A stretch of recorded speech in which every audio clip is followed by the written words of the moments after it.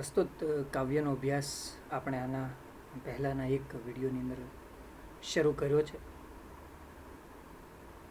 ભાલણ એ ન માત્ર પદ પરંતુ આખ્યાનનોય પિતા છે અને ગુજરાતી સાહિત્યમાં કવિ ભાલણનું પ્રદાન એ અવિસ્મરણીય છે. આપણે સૌ જાણીએ છીએ, એ વાત આપણે કરી છે. બીજી એક જે વાત છે આજે એ છે કે ભારતની અંદર જન્મવું અને એ જન્મ્યા પછી રામાયણનો પરિચય એ બાળકોને આપવો એ એવી વાત છે કે સૂર્યની સામે અરીસો ધરવો. કેમ કે રામાયણનું જ્ઞાન એ આપણને ગળથૂંથીમાં મળતું હોય છે. ભાગ્યે જ તમારામાંથી કોઈ એવું કહી શકે કે સાહેબ ચોક્કસ આ દિવસે આ વ્યક્તિએ આ સમયે મને રામાયણની કથા, રામાયણનો પ્રસંગ, રામાયણના પાત્ર વિશે પહેલી વહેલી કોઈએ વાત કરી હતી. આ ખૂબ મુશ્કેલ છે કેમ કે રામાયણ એ આપણા જીવન સાથે વણાઈ ગયેલી કથા છે. ન માત્ર કથા, ભારતીય હોવાને નાતે રામને આપણે એક જીવંત પાત્ર માનીએ છીએ. આખી ઘટનાને આપણે કોઈ ઐતિહાસિક પન્ના ઉપર લખાયેલી કથા તરીકે નથી જોતા, પરંતુ આપણે એને જોઈએ છીએ વાસ્તવમાં જીવાયેલા જીવન વિશે. આવું એક આદર્શવાદી જીવન જ્યાં જીવાયું છે એ અર્થમાં આપણે એને જોતા હોઈએ છીએ. મિત્રો, રામાયણમાં રામ સીતાના જીવન વિશેની કથા તો છે જ, પરંતુ આ કથાની અંદર એવી નાની નાની સેંકડો કથાઓ છે જે સમગ્ર સંસ્કૃતિને, સમગ્ર ભારતીય સંસ્કૃતિને ઉજાગર કરે છે.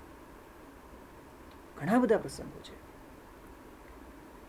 એમાં બે પ્રસંગો જે સૌથી મહત્વપૂર્ણ છે, બે પ્રસંગો લઈને ભાલણે આ કૃતિની રચના કરી. એમાંથી એક પ્રસંગ તો ખૂબ જાણીતો છે, બીજો પણ સાવ અજાણ્યો તો નથી, પરંતુ એના વિશે કેટલાક તથ્યોની ઉપર આપણે થોડી આજે ચર્ચાઓ કરીશું. આ બધા સમજદાર છો એટલે આપણે ત્યાં સાહિત્યમાં અથવા તો આપણે જે કૃતિઓ સાથે કેવી છેડછાડ થાય એના ઉપર નો વિષય આજે થોડું અઘરું લાગશે તમને, પણ છતાં એ વિષયનો અભ્યાસ થઈ શકે એવું છે. ગમશે જે લોકોને કંઈક નવું જાણવાની ઈચ્છા છે, માત્ર અભ્યાસ ખાતર અભ્યાસ નહીં, પણ આર્ટ્સમાં ભણે છે અથવા કોમર્સ ઇન્ડિયન વિદ્યાશાખામાં ભણે છે તો પણ જેમને કંઈક જાણવાની ઈચ્છા છે એના માટે આ વિષય અતિ સુંદર છે. પહેલો પ્રસંગ છે કે રામને એની માતાએ 14 વર્ષ સુધી વનમાં જવાનો આદેશ કર્યો અને આ સાથે જ જેને આપણે કહી શકીએ કે એવો વનમાં જવા માટે નીકળ્યા. સરયુ નદી વચ્ચે પડે. અયોધ્યાથી તમારે વનમાં એટલે કે પંચવટી તરફ જવું હોય તો સરયુ નદીને ઓળંગીને સામે તરફ જવાનું. અને એ વખતે કેવટ નાવિક, જેના માટે શબ્દ ગુજરાતીમાં પછી આ કાવ્યમાં પ્રસ્તુત કર્યો છે, એવો નાવિક એને નાવમાં બેસાડીને સામે કિનારે લઈ જાય છે. અને એ વખતે આપણે સૌ જાણીએ છીએ કે એનું એક મૂલ્ય તો આજે પણ પરિવહન માટે આપણે કે જઈએ તો ભાડું ચૂકવતા હોઈએ છીએ. તો રામે ભાડું ચૂકવવાની વાત કરી અને નાવિકે બહુ સુંદર વાત કરી કે એક નિયમ હોય છે ધંધામાં કે સરખા ધંધાવાળા છે એ એકબીજાના પૈસા ન લે. આપણે નથી એવું થતું ભ્રષ્ટાચારમાં, આપણે એવું જોઈએ કે પોલીસવાળા ગાડી પકડે તો આપણે કહીએ કે ફલાણા પોલીસવાળા એ મારા સગા થાય તો જવા દે, ફોર્સમાં છે ને એટલે આવું થતું હોય છે. આપણે જાણીએ છીએ, પેપર ઉપર સાબિત ના થાય પણ આપણને ખબર છે કે આવી રીતે સંબંધો એકબીજાને નિભાવતા હોય છે. તો નાવિક કહે છે કે આપણો ધંધો સરખો છે એટલે મારે તમારાથી પૈસા ન લેવાય તમારી પાસે. તો રામે બહુ સરસ પૂછ્યું કે કેવી રીતે? તો નાવિક કહે છે, હું લોકોને નદીના આ કિનારાથી સામા કિનારા તરફ લઈ જાઉં છું અને તમે લોકોને આ લોકમાંથી પરલોકમાં લઈ જાઓ છો, અર્થાત કે તમે એને મોક્ષ અપાવો છો. તો કેટલી સુંદર વાત! આપણે એક સામાન્ય વ્યવસાય કરતો, સામાન્ય માણસ શબ્દનો પ્રયોગ નથી કરતો, સામાન્ય વ્યવસાય કરતો માણસ પણ આદર્શવાદની કેટલી મોટી વાત આપણે ત્યાં કરી જાય છે એ અહીંયા છે. હવે આ પ્રસંગ ત્યાં સરયુ નદીના કિનારે રામ પહોંચ્યા એટલે નાવિકે પહેલાં તો રામને નાવમાં બેસાડવાની ના પાડી દીધી. બહુ મીઠી મૂંઝવણ અનુભવે છે, બહુ સરસ મજાની એની મૂંઝવણ છે. હવે રામાયણમાં આખો પ્રસંગ નથી, એમાંથી તો માત્ર એક નાનકડો અંશ લીધો છે કે આવું પણ બની શકે એમ. એટલે આ ભાલણની કલ્પના છે, આવું પણ બન્યું હશે, ત્યાં આવું પણ થયું હશે.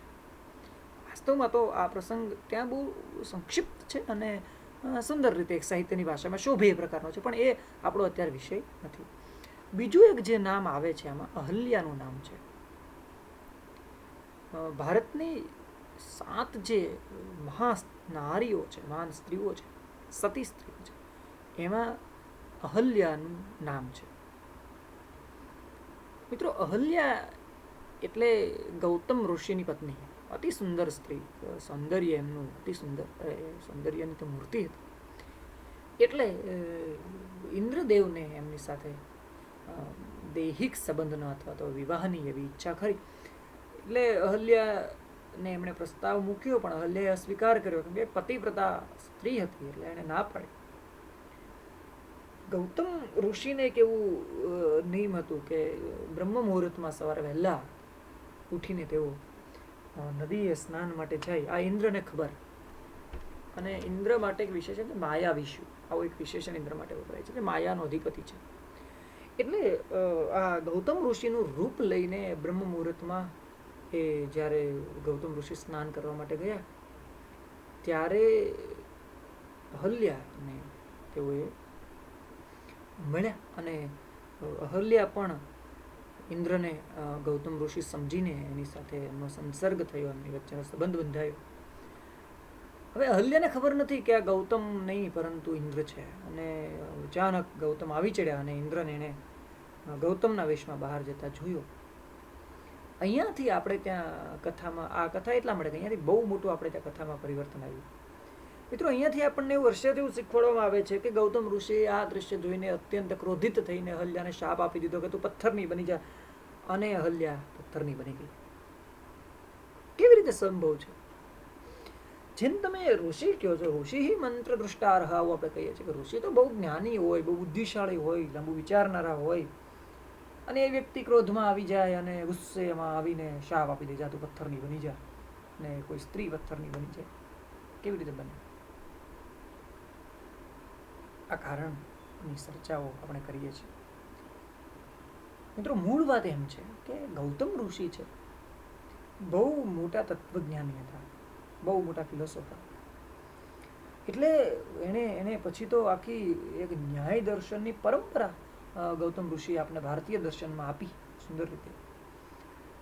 એટલે ગૌતમે શું કર્યું કે અહલ્યાને એક સરસ બધાનો એક જ્ઞાન, એક બોધ આપ્યો કે દૈહિક જીવન, શરીરનું કોઈ મહત્વ નથી, જે સર્વોપરી છે આત્મા છે, અંદરનો જીવ છે. એટલે જે કોઈ ઘટના બની છે એ અહલ્યાને કહે છે તારા દેહ સાથે બની છે, તારા આત્મા સાથે કોઈ એમાં એની સાથે કોઈ છેડછાની થઈ નથી.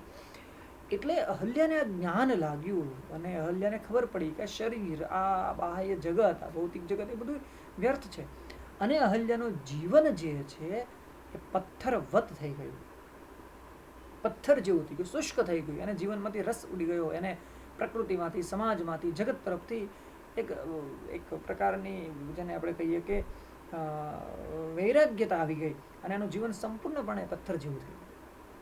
એટલે આપણે ત્યાં કહેવત પડી ગઈ કે અહલ્યાને શાપ આપ્યો અને અહલ્યા પથ્થરની બની ગઈ. આ વાત ઉપજાવી કાઢેલી છે, આપણા સાહિત્યમાં આ વાત નથી. મિત્રો, આ એક હકીકત તમારી સામે જે લાવવાની હતી એવું લાવ્યું. હવે આ કાવ્ય ભણવાનું આખો જે તમારો જે જોવાનો જે આખો વ્યૂ છે આ કાવ્યને એ બદલાઈ જશે આ વાત જાણ્યા પછી, કે તમે જુઓ કે કેવી રીતે આખી ઘટના બને છે. તો પહેલું જે આપણું કાવ્ય છે કે પહેલી પંક્તિ છે કે નાવિક વળતો બોલ્યો, સાંભળો મારા સ્વામ.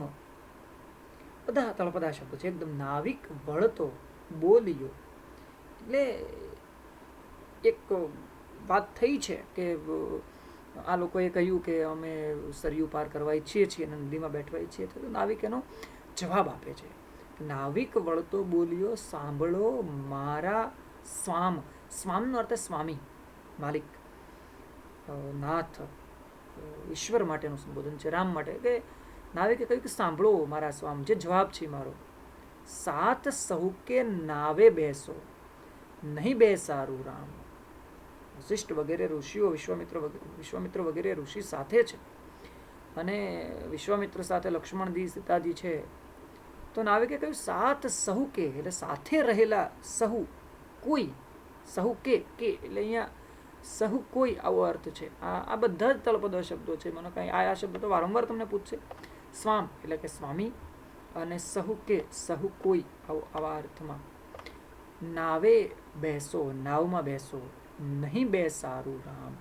તો આવો પ્રશ્ન પૂછશે કે નાવિક કોને કોને નાવમાં બેસવાનું કહે છે અને કોને બેસવાની ના પાડે છે, અથવા નાવિક કોને નાવમાં બેસવાની અનુમતિ આપતો નથી. તો નાવિક કહે છે કે આપ જે સાથે આવ્યા છો બધાને હું નાવમાં બેસાડીશ, પણ નહીં બેસારું રામ, પરંતુ રામને હું નાવમાં બેસાડીશ નહીં. શા માટે? એનો જવાબ આપે છે નાવિક. એનો જવાબ કહે છે, કરે છે કે જોજો આ એક પ્રકારની સ્વક્તિઓ છે, એને આપણે એક પાત્રી અભિનય જેવું છે. શું જવાબ આપે છે? વાર્તા મેં સાંભળી છે, શરણ રેણથી અપાર. એક વાર્તાનો કથા. વાર્તા એટલા માટે મને આ વાર્તા શબ્દ એટલા માટે અહીંયા ભાલણે વાપર્યો. ભાલણનું કાવ્ય છે, પણ એના નાવિકના મુખમાંથી ભાલણ બોલે છે, એટલે વાર્તા સાંભળી છે મેં, ચરણ રેણથી અપાર. તો કે છે કે એક વાત, એક કથા મેં સાંભળી. વિશ્વાસ એટલે વિશ્વસનીયતાની ખાતરી નથી અહીંયા, કે શું સાચું શું ખોટું એની ઉપર નાવિક નથી જતો. નાવિક તો માત્ર એટલું જ કે મેં સાંભળ્યું છે આવું. શું સાંભળ્યું છે? તો કે ચરણ રેણથી અપાર. ચરણનો અર્થ પગ, અને રેણ ધૂળ, માટી. ચરણ રેણ, ચરણની ધૂળથી, એની એક કથા, એની વાત અપાર, જેનો પાર ન પામી શકાય એવું, અથવા તો જેમાં વિશ્વાસ ન કરી શકાય એવી કથા મેં આપના વિશે સાંભળી હતી. શું હતી? તો કે અહલ્યા ત્યાં થઈ સ્ત્રી સહી, પાષાણ ફીટી નાર. તો અહીંયા તમે આ શબ્દો જોશો તો અહીંયા ચરણ રેણ, આ છે ને શબ્દ સમૂહ માટે એક શબ્દ છે ચરણ રેણ, પગની ધૂળ.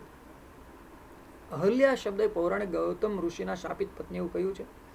તો અહીંયા કે છે કે શું મેં જોયું, શું મેં કથા સાંભળી? તો કે અહલ્યા ત્યાં થઈ સહી, સારી સાચી આવી કથા છે. અહલ્યા નામની એક સ્ત્રી હતી, પાષાણ ફીટી, મટીને બની ગઈ નાર, સ્ત્રી બની ગઈ. પહેલા પથ્થરની હતી. હવે મેં તમને જે પહેલા કથા કહી કે અહલ્યા પથ્થરની બની ગઈ, એ તો માત્ર એક વેદંત છે. પથ્થર વત જીવન જીવવા માંડી. તો કહે છે તમારા ચરણની રહેણે ધૂળ એમને સ્પર્શ થઈ, અને એ પાષાણ પથ્થરમાંથી સ્ત્રી બની ગઈ. તો આ કેવી રીતે? મેં તો આના વિશે નાવિક કહે છે સાંભળ્યું છે, આશ્ચર્ય થયું. અને નાવિક કહે છે મારી સમસ્યા બીજી છે, આગળ આવશે. મને બીજો કોઈ પ્રશ્ન નથી, પરંતુ તમે જે વાત, તમને હું નાવમાં બેસાડું, તો મારો પ્રશ્ન તો એ છે કે મેં એવી કથા સાંભળી છે કે અહલ્યા ત્યાં થઈ સ્ત્રી સહી, પાષાણ ફીટી નાર. તો તાં થઈ, અહલ્યા તાં થઈ, ત્યાં, તાં શબ્દ આ પણ તળપદો શબ્દ. તાં થઈ સ્ત્રી સહી, પાષાણ પથ્થર, જે એના માટે વપરાતો શબ્દ છે, પાષાણ માટે પથ્થરનો સામાનાર્થી શબ્દ છે. ફીટી, મટીને બની ગઈ નાર. તો અર્થાત કે રામના ચરણની રજનો એને સ્પર્શ થયો, એટલે અહલ્યા જે છે એ રામની ભક્તિમાં જોડાઈ ગઈ. એટલે એનામાં જે શુષ્ક થઈ ગયેલો રસ હતો, જે જીવન પ્રત્યે એને વૈરાગ્ય આવી ગયો હતો, એમાં રામ ભક્તિનો રસ ફરી પ્રગટ્યો. આ મૂળ અર્થ છે, જે તમારી પરીક્ષા માટે તો ઠીક છે, અગત્યનો નથી, પરંતુ એક ખબર આપણને પડે. આપણે ઘણા શું આમ બિલકુલ બેન વૈજ્ઞાનિક તમને વાત લાગે, કોઈ શાપ આપી દે આપણે પથ્થર બની જાય, અને પછી કોઈ આવીને પગ અડાડે એટલે પછી માણસ બની જાય. કેવી વિચિત્ર વાત છે. એટલે કોઈ હિન્દુ ધર્મના ગ્રંથોમાં તો આવું બધું લોલમ લોલ બધું હલ્યા કરે. તો લોલમ લોલ નથી, સમજની માત્ર ફર્ક છે, આપણે ન સમજાય એ રીતે વાતને પરોક્ષ રીતે કરેલી હતી, અને જેને આપણે અહીંયા સમજવાનો પ્રયત્ન કરીએ છીએ. તો કીધું કે એની ચરણ રજથી શું થયું? તો કે પથ્થર હતી એમાંથી નાર પાછી, પથ્થર મટી ગયો અને એમાંથી નારનો, સ્ત્રીનો પ્રગટીકરણ થયું પાછું. બીજું કે તમે વિચારો કે સાહેબ ગુરુ ગૌતમ ઋષિ ગૌતમની આ તો પત્ની છે, એટલે આ તો આપણી માં છે. અહલ્યાને તો માં સમાન દરજ્જો, કેવી રીતે જેને આપણે મર્યાદા પુરુષોત્તમ કહીએ છીએ, જે સ્ત્રીઓની આટલી કદર કરે, કેવી રીતે પગ અડાડી શકે? આ પણ બહુ મહત્વનો મુદ્દો છે, વિચારવો જોઈએ. આપણે લોકો યુવાનો, તમારા લોકો તો ખાસ વિચારવું જોઈએ કે હિન્દુ ધર્મમાં જેટલા આવા મિથકો છે, જેટલી એવી વાર્તાઓ છે, એમાં ઘણા બધા એવા પ્રશ્નો છે જે આપણને થવા જોઈએ કે ચરણની રજ અડે, અર્થાત કે એનો ચરણનો સ્પર્શ થાય. હવે મા અહલ્યાને મર્યાદા પુરુષોત્તમ રામ કેવી રીતે પગ અડાડી શકે અને પગનો સ્પર્શ કેવી રીતે કરે છે? કેમ કે એ તો એને વંદન કરનારો રાજા છે, પ્રજાપાલક રાજા છે. તો અર્થાત કે રામના જીવન સ્પર્શથી, રામના ત્યાં આવવાથી અહલ્યાની અંદર જે પથ્થરવત ભાવ હતો, એ ભાવ પછીથી ભક્તિની ધારા એની અંદર પ્રવાહિત થઈ અને અહલ્યા જે છે એ રામને ભક્તિમાં લીન થયા અને ત્યાંથી આપણા ભારતની અંદર ભક્તિ યુગનો પ્રારંભ થયો. તો નાવિકનો પ્રશ્ન તો આટલો છે કે મેં આવી એક વાર્તા સાંભળી છે, તો હું તમને એટલા માટે નાવમાં નહીં બેઠવા દઉં, કેમ કે આવી એક કથા મેં સાંભળી છે કે આપણા ચરણ રેણથી અહલ્યા નામની સ્ત્રી એ પથ્થર મટીને સ્ત્રી બની પાછી. તો કે છે કે આજીવિકા મારી એહે છે, જો મન વિવેક. આજીવિકા મારી એહે છે, આજીવિકા મારી આ જ છે, જે નાવ હું ચલાવું છું આ મારી આજીવિકા છે. જુઓ મન વિવેક.